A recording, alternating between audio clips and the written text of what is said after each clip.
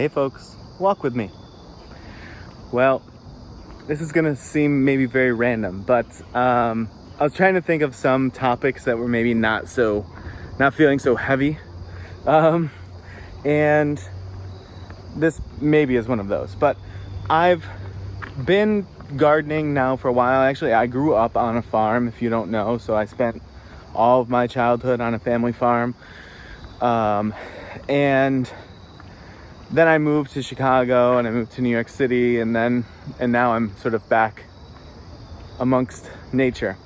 So I've started to sort of like reinvigorate this sort of farming, cultivating food culture that I grew up in. And I was wondering, as I was going through like composting, I was thinking about the soil quality and sort of wondering about what many things that we do, how it is impacting the soil or how it is likely to impact the soil in years or decades to come. And I don't have any answers to any of this, but I'm curious.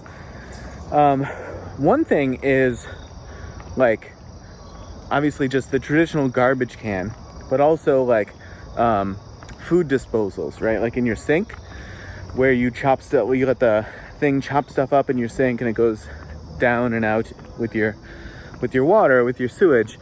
Or if you take food scraps, unused food items, whatever, and just toss them in the garbage and they end up in the landfill. I was really wondering, because if you think about what's the cycle here, right? Like what's the actual meaning of sort of the circle of life, if you will, not to sound too Disney or whatever, but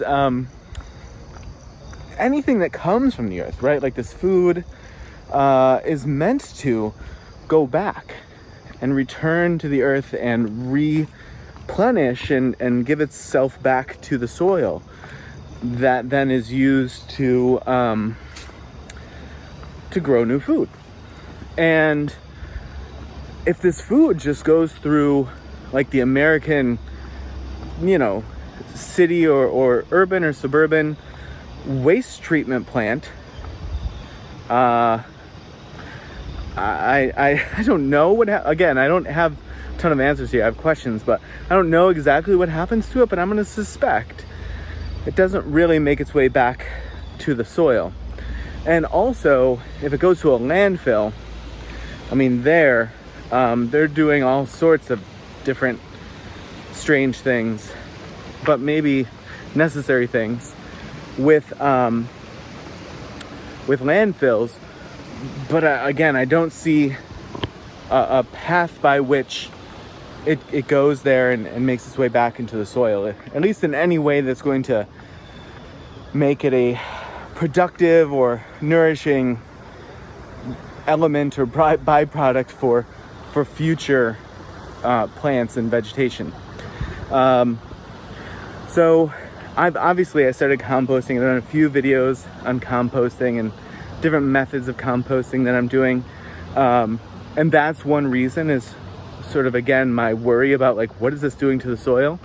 But also I take things there's certain things that aren't so great for your compost, and I sort of find different places to bury them or to place them that's sort of outside of my compost. Thinking specifically of like every morning I have like a slice of lemon juice that I squeeze from a lemon in hot water, and the lemons and the peels and stuff like that is apparently can be hard or harmful to the good microbiome. I don't know, I'm sure I'm not naming that correctly.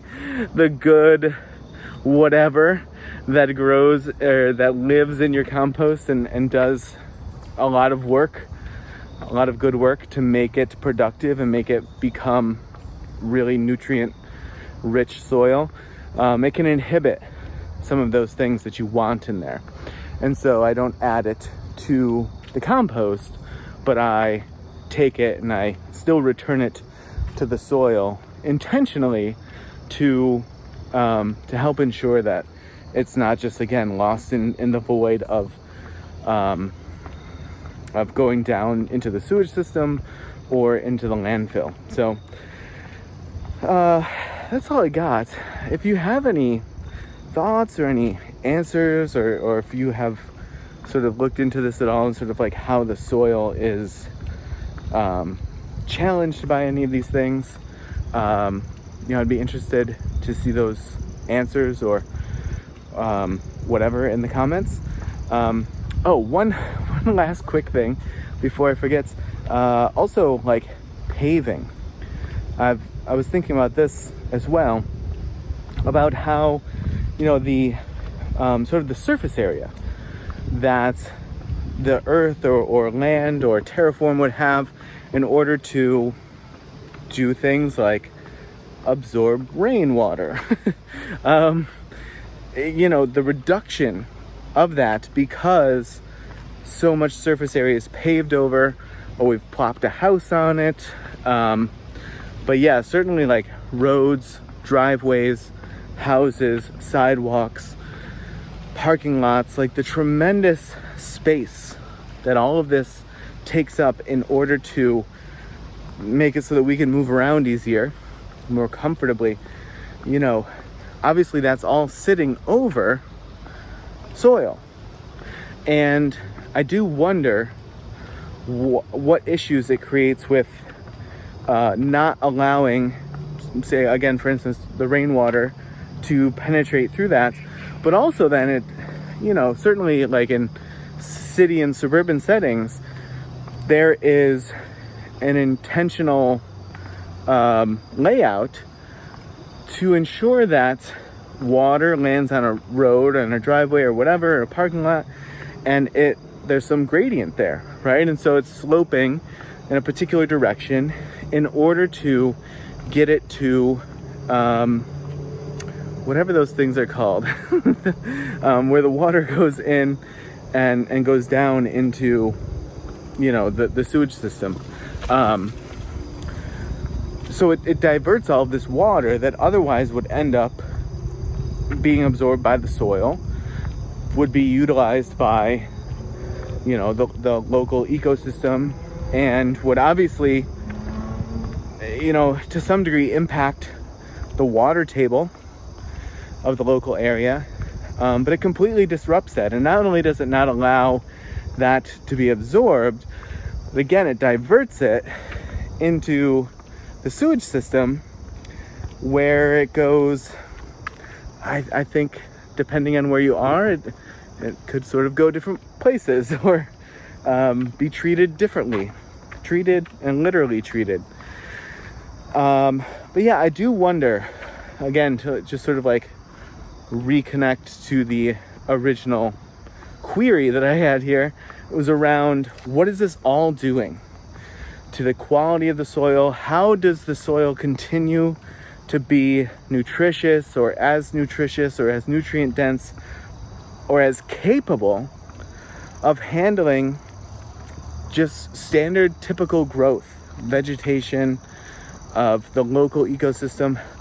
How does that,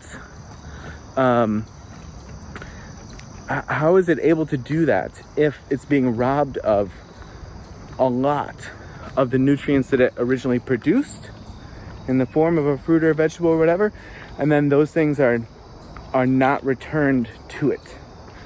I'm really curious to know how that goes. I mean, especially in the US, where I think the stat is that we throw out something like 30 to 40% of our food, which this is a whole other topic, but people complaining about the high price of food.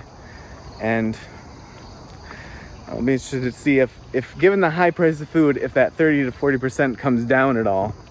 I'm gonna guess not. But if we do throw out 30 to 40%, I mean, you're thinking about of all the nutrients and whatever that the soil is putting into that food. And obviously that's not all of it, right? There's trees that grow and whatnot, but of the edible food, a third or maybe a little bit more of it is never going back into it. And then of that other 60 to 70% that's ingested, again, like, we are going to the toilet and putting all of that back into the sewage system, not into the earth, not into the soil. And so, very curious to me what this is going to sort of end up looking like over time, what it does. Hopefully it's not destruction and dismay and decay, but I kind of fear that it might be. I don't know. All right, just asking a question that I have myself. I'm sorry I don't have actual answers. Again, if you do, feel free to comment them below. As if I get some answers, I'll happily share them with you. All right, folks, thanks for walking with me today, putting in a good 11 minutes, and I will see you in the next video.